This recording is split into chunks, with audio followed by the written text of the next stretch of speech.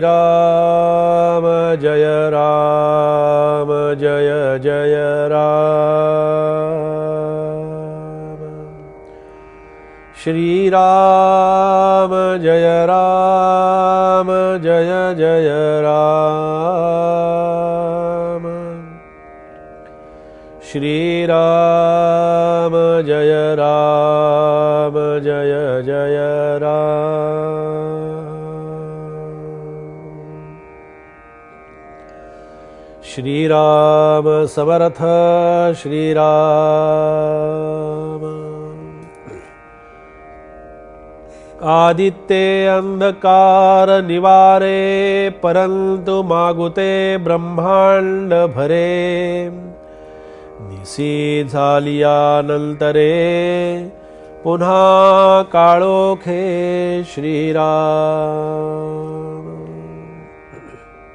श्रीमद ग्रंथराज दासबोधातील सद्गुरु स्तवन या चौथ्या समासाचं चिंतन आपलं सुरू आहे। इथे जशी सद्गुरु तत्वाची उपमा देण्यासाठी समर्थ सूर्याची उपमा देतात, पुढे तो विषय येणार आहे आणखी।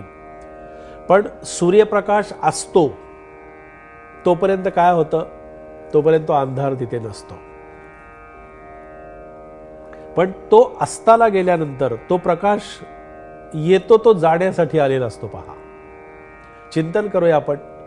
प्रकाश निर्माण झाला याचा अर्थ की तो प्रकाश कधी ना कधीतरी लोप पावणार आहे, थांबणार आहे। दिवे लावलेले असतील, उजेड पडलेला आहे, दिवेची आवश्यकता नाही, आपण काय करतो, दिवे घालून टाकतो, दिवे बंद करतो। अहो कशाला पाहिजे दिवे, आता उजेड आहे ना, दिसतंय ना सगळं, असं म्हणतो की नाही। बाहेर रस्त्यावरचे दिवे लावलेले असतात, दिवसा उजेडी जळतात का, तर नाही जळत। प्रकाश एकदा सूर्याचा आला, उन्हामध्ये दिवे लावलेले आहेत असं होतं का, असं नाही घडत। पण तो प्रकाश, ते तेज किंवा तो प्रकाश कमी झाला किंवा अंधार पडला की दिवे आपोआप लागतात। सोलरचे दिवे असतात ते पण आपोआप लागतात, त्याला लावावं लागत नाही, ते सहजतेने लागतात। त्यांना सुद्धा ती कशी हे असते पहा यंत्रणा, की सूर्याची किती शक्ती आहे पहा। सूर्यप्रकाशाचा तो प्रकाश एकत्र साठवून वेळ पडेल तेव्हा ती परत उपयोगामध्ये ती विद्युत शक्ती आणली जाते किंवा उपयोगात आणता येते। केवढा मोठा चमत्कार आहे। पण हा कोणी केला, यंत्राने केला का, हा कोणी केला? सूर्य आला का ते करण्यासाठी?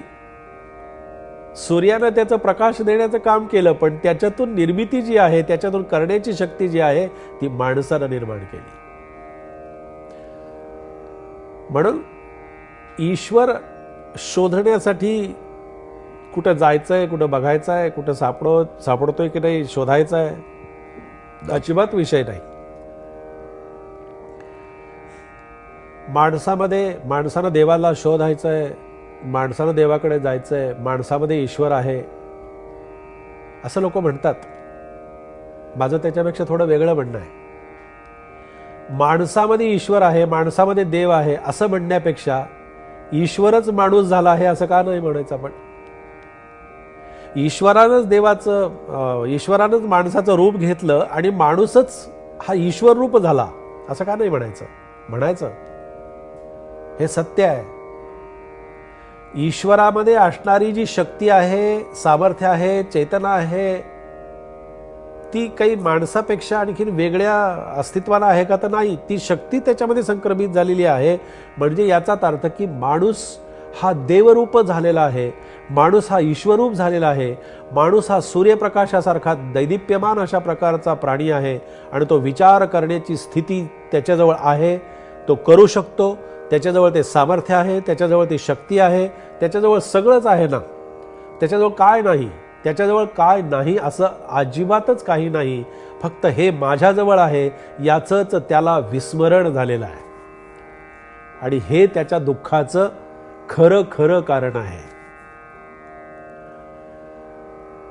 माझ्या दुःखाचं कारण मी शोधायला गेलो तर माझ्यामध्ये असणारं ईश्वर तत्व मला दिसत नाही, जाणवत नाही, कळत नाही, भासत नाही, अनुभवाला येत नाही। याचा अर्थ ते तत्व नाही असा त्याचा अर्थ नाही, ते आहेच आहे, फक्त तुला कळत नाही म्हणून ते नाही का, तर नक्की आहे। म्हणून सूर्याच्या प्रकाशानं अंधार पळून जातो, त्याप्रमाणे शिष्यावरती तो सुद्धा अशा प्रकारच्या कृपेनं त्याच्या जीवनातली कितीतरी अशी दळभद्रे प्रसंग त्याच्या जीवनात निघून जातात. माणूस अशा प्रकारानं जीवनामध्ये येणारे प्रसंग, अशा प्रकाराने येणाऱ्या जीवनामध्ये समस्या जेव्हा निर्माण होतात, तेव्हा त्या ईश्वराला तो माणूस त्याला खऱ्या अर्थानं सामर्थ्यशाली बनवायचा असतो. आणि म्हणून सूर्यप्रकाश असतो तोपर्यंत अंधार आहे, पण अंधार एकदा संपला की परत सूर्यप्रकाशाची आपल्याला जाणीव होत असते. म्हणून समर्थ या ठिकाणी म्हणाले, आदित्य अंधकार निवारे. परंतु आदित्य म्हणजे सूर्य, बरं का. आदित्य म्हणजे सूर्य. आदित्य म्हणजे सूर्याच्या माध्यमातून तो प्रकाश अंधकार नाहीसा होतो.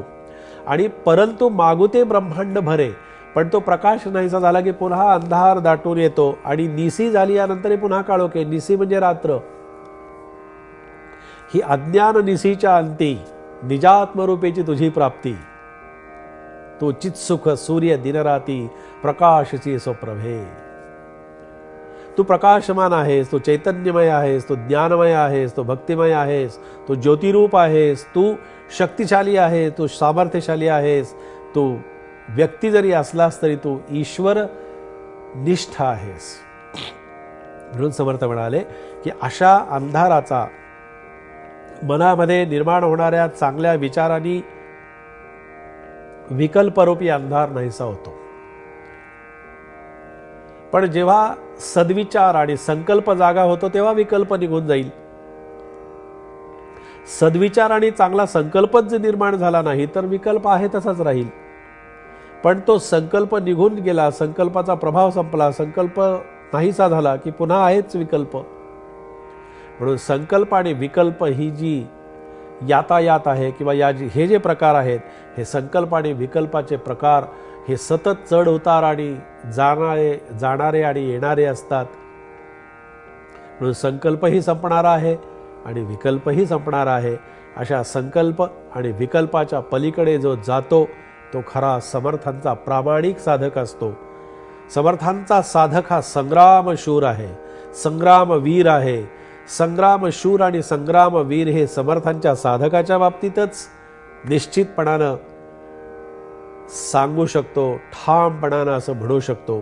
कारण समर्थांचे विचार ही शक्तिदायी अशा प्रकारचं सुंदर स्फूर्तिमय अशा प्रकारचं ते चैतन्यमय अशा प्रकारचं विचारांचं भांडार या दासबोधाच्या रूपानं आपल्यासमोर असतं. त्याचं चिंतन आपण करतो. आज याच विषयाचं चिंतन समर्थ कृपेनं आपण इथे पाहिलेलं आहे. जय जय रघुवीर समर्थ.